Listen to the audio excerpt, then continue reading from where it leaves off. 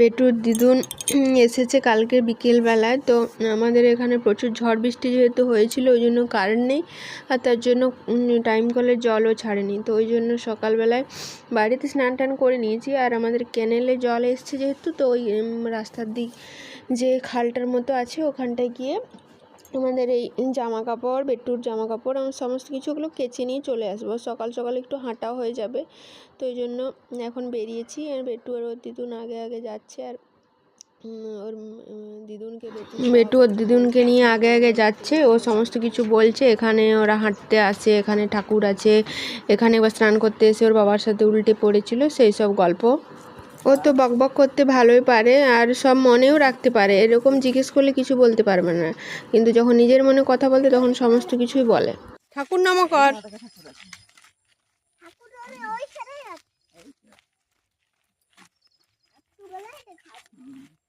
নমকর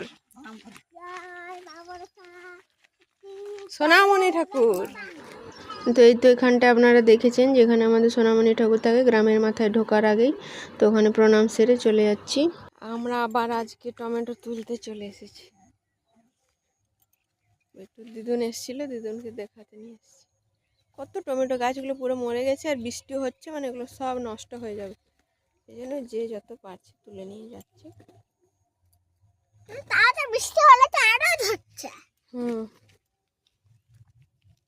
এই যেরকম শক্ত শক্ত দেখে নেব, তাহলে থাকবে।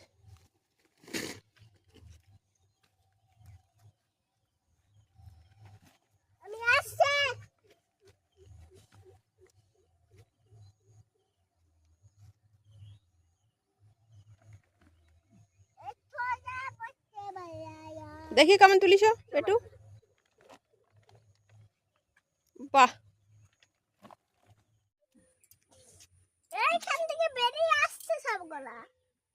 আসলে এই ক্যানেলটা একজন স্নান করছিলেন আমাদের গ্রামেরই, ওই জন্য আমরা একটু সাইড দিকে সরে গেছিলাম। তো ওর স্নান হয়ে গেছে, ওই যে টোটো নিয়ে চলে গেল। তারপর আমরা এসে নামলাম। এখন এগুলো সব জামা কাপড়গুলো কেচে নেব, তারপর বাড়ি চলে যাব। এই যে এখানটায় এখন জল যেহেতু ছাড়ছে, এখানটায় জল থাকছে, তো আমাদের গ্রামের সবাই প্রায় আসে এখানে স্নান করতে, কাচাকাচি করতে। আসলে আমাদের গ্রামের পুকুরগুলো অনেক দূরে, ওই জন্য। আর এইখানটায় দুটো তাল গাছ আছে, তো তাল গাছগুলো এখনও তাল ধরেনি, অনেক লম্বা লম্বা হয়ে গেছে, কিন্তু এখনও তাল হয়নি। তো তাল হবে কি না না পুরুষ গাছ কে জানে। আর বেটুর তো বদমাইশি শুরু হয়ে গেছে এখানে এসেও।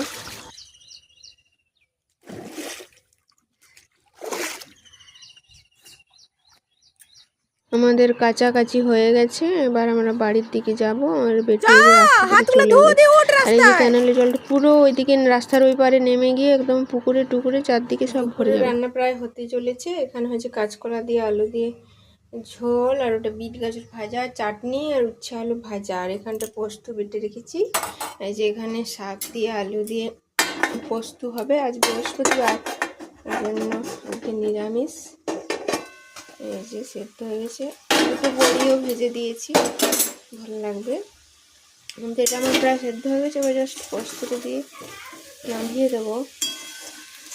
তো এই আজকের মেনু রান্না কমপ্লিট করে বেটুকে স্নান করিয়ে তারপর ওকে ভাত খাওয়াবো। এবার পোস্তটা দিয়ে দিই, তারপর নামিয়ে দেবো। পোস্তটা দিয়ে বেটুর জন্য একটু তুলে নিলাম। আর এই যে আমার পোস্ত রেডি, গ্যাস অফ করে দিই, হয়ে গেছে। লঙ্কা গোটা গোটাই রেখেছি, কারণ বেশি ঝাল হয়ে গেলে বেটু খায় না, ওই জন্য। তো আমরা ভাতের সাথে চটকে খেয়ে নেবো। বড় গরমে গ্রীষ্মকালে ঢাকা নিয়ে শুয়ে আসি। হ্যাঁ রে, তোর গরম লাগেনি?